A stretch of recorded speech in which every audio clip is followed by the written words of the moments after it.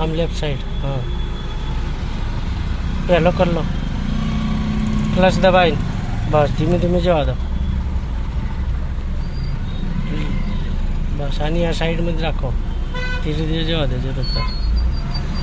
જવા દો, થોડી લેફ્ટ રાખીને જવા દો. આગળ જગ્યા હોય ધીમે ધીમે સ્લો ક્લચ દબાવો. પેલો આડો આવશે જ, ક્લચને બ્રેક કરો ધીરે ધીરે, ઉતાવળ ન કરો.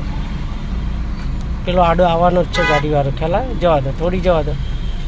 બસ બસ, ક્લચને બ્રેક આગળ આવે ને બીજો સ્લો. હા, બ્રેક ખોલજો. ક્લચ દબાઈ રાખો અત્યારે, પહેલાં ઉભા રહો, ક્લચ દબાઈ રાખો. હવે ઉપાડો ક્લચ. હવે બ્રેક ખોલો ધીરેથી, ધીમે ધીમે ચાલવા દો, હાલવા દો. જવા દો, આપો એક્સિટર થોડું. હવે થોડું એક્સિટર આપો ઢાર છે એટલે. હા, થઈ ગયું. હવે ધીમે ધીમે એડજસ્ટ કરવું પડે. જવા દો, ચાલો સાઈડમાં જોતા રહેવાનું. જવા દો.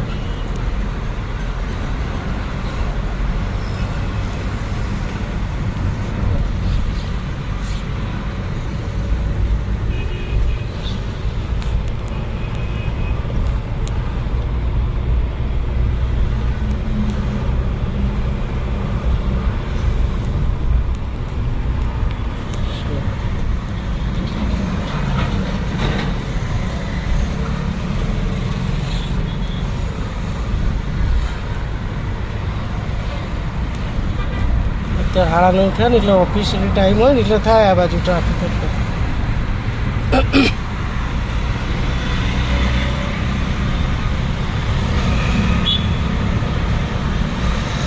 ક્લચ દબાવો, સીધો મારો.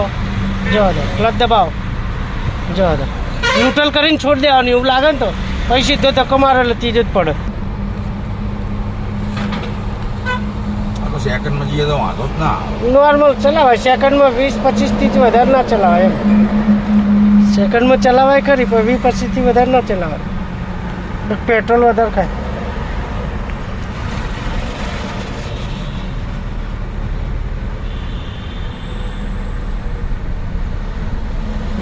ડાબી બાજુ પાછળ ધીરે ધીરે જવા દો.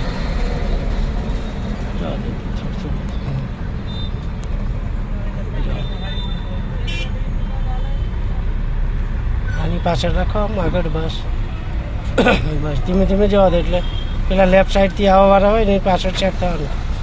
ગિયર બીજો જ છે. ક્લચ દબાવો, થોડી બ્રેક કરો. ક્લચ દબાવો પહેલાં. અરે ક્લચ દબાવો, બ્રેક મારમાર નહીં કરવાની. પહેલો ક્લચ દબાવવાનો કહું છું હું. એટલે તો ક્લચ દબાવો એટલે ગાડી રગડતી રહે. ધીમે ધીમે આમ ડમ બ્રેક નહીં મારવાની. ઓકે, ડમ બ્રેક મારવા આખું મોરલ તમારે તૂટી જાય. આ પછી